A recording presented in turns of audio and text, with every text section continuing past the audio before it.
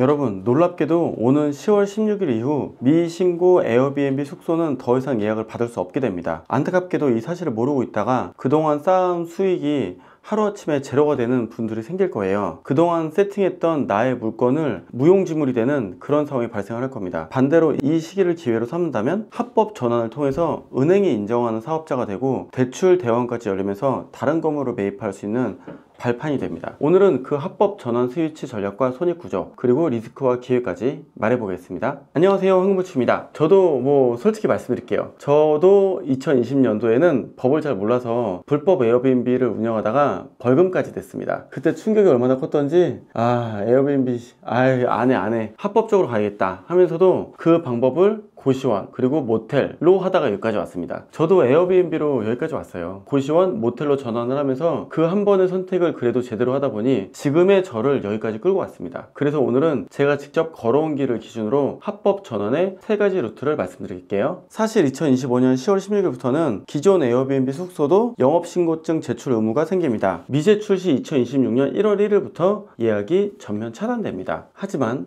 신고만 한다면 정상 영업이 바로 됩니다. 와, 이거 여러분들이라면 그냥 닫으시겠습니까? 아니면 합법화해서 더 큰 기회를 맞이하시겠습니까? 합법적인 전환이 첫 번째가 모텔 같은 정식 숙박업입니다. 숙박 영업신고증을 꼭 발급받아야 하고요. 건축물 대장이 숙박시설로 되어 있어야 합니다. 스프링클러, 방화구역 같은 소방시설도 반드시 준비해야 되고요. 이걸 해내면 뭐가 달라질까요? 합법 영업이 되면서 은행이 영업 데이터를 인정해 줍니다. 대출 대환 리모델링에 제가 하는 구조를 여러분들도 당연히 가능하시게 되세요. 제가 말하는 모텔이 모텔을 낳는 구조가 여기서 나옵니다. 두 번째는 호스텔입니다. 관광진흥법에 따라 등록해야 되고 도로 접도 조건이 앞에 8m 혹은 4m가 연접해 있어야 되고요. 학교에서 200m 이상 떨어져 있어야 되고요. 또 공용 주방이나 라운지, 세탁실 같은 공용시설도 반드시 갖춰야 하고요. 호스텔은 내국인, 외국인 다 받을 수 있고 체류 일수도 길어요. 객단가가 때에 따라 오를 수 있고 내릴 수 있어서 매출이 더 오를 수 있는 장점이 있죠. 하지만 안타깝게도 허가 과정이 쉽지 않고 제가 해보면서 느끼는 건데 담당자에 따라 해석이 달라져요. 그리고 또 이 건물이 호스텔이 된다고 해서 잘 팔린다는 보장이 없습니다. 그리고 두 번째로는 건축사 비용이 생각보다 여러분 많이 듭니다. 특히 건물이 너무 오래돼서 바꾸는 동안 설계도면이나 이런 게 없다 그러면 이 변경 과정에서 건축사의 도움을 꼭 받아야 되는데 생각보다 몇천 단위로 듭니다. 자, 세 번째로는 소규모 프리미엄 스테이입니다. 상업지역에서만 가능하고요. 주거용 건물에서는 절대 안 돼요. 객실 수와 상관없이 정식 숙박업 신고가 필요합니다. 여기는 무인 운영과 궁합이 좋아요. 키오스크와 스마트락을 활용하면 인건비를 줄일 수 있고 보이기에 좋은 그런 인테리어를 해서 객단가를 높이는 전략이 좋습니다. 제가 항상 강조하는 상업지, 개발가치, 현금수익, 저가매수 프레임으로 접근하면 작은 규모로도 자산가치가 상당히 커집니다. 하지만 늘 학교 인근 주거지역 등은 허가 불가하다는 거 생각을 하십시오.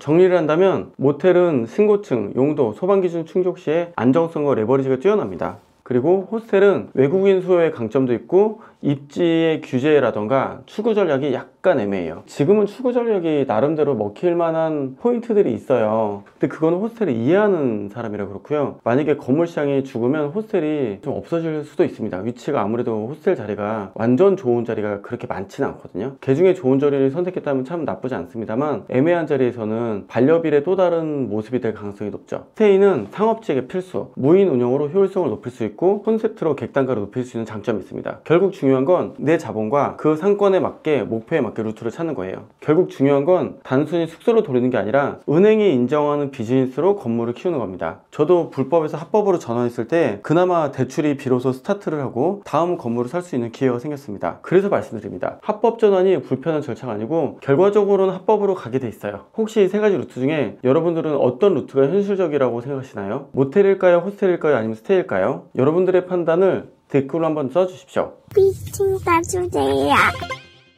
체크리스트 제가 7단계 말씀드릴게요. 꼭 이렇게 확인을 해보십시오. 첫 번째로는 주요 용도 지역을 확인, 상업적 여부 확인해야 된다는 거예요. 그리고 두 번째로는 건축물 대장 용도의 적합성, 세 번째로는 소방위생 기준 충족해야 되는데 이거를 만들면서 돈이 드는 걸 보고 다들 하다가 좌절을 하죠. 이 정도가 되면 영업신고증 발급은 나름대로 넘어갈 만합니다. 다섯 번째로 사업자 등록이나 세무준비, 그리고 플랫폼 세팅을 이제 장기 전략이냐 단기 전략이냐 여기에 따라서 야놀자 여기 어때? 혹은 해외 OTA 이렇게 2가지 세팅을 할 수 있죠. 그 다음에 운영 매뉴얼로 무인인지 유인인지 위탁인지 이런 걸 정하시면 됩니다. 이렇게 여러분들은 7단계 중 실제 해봤을 때 2, 3단계도 거의 다 안 되기 때문에 2, 3단계가 되는 물건을 찾는 게 우리의 할 일이 됩니다. 여러분들은 이 단계 중에 어디까지 가보셨어요? 아마 해보시면 거의 3단계를 넘어가시면 4단계부터는 어렵지 않으실 겁니다. 물론 마지막에 8단계가 있습니다.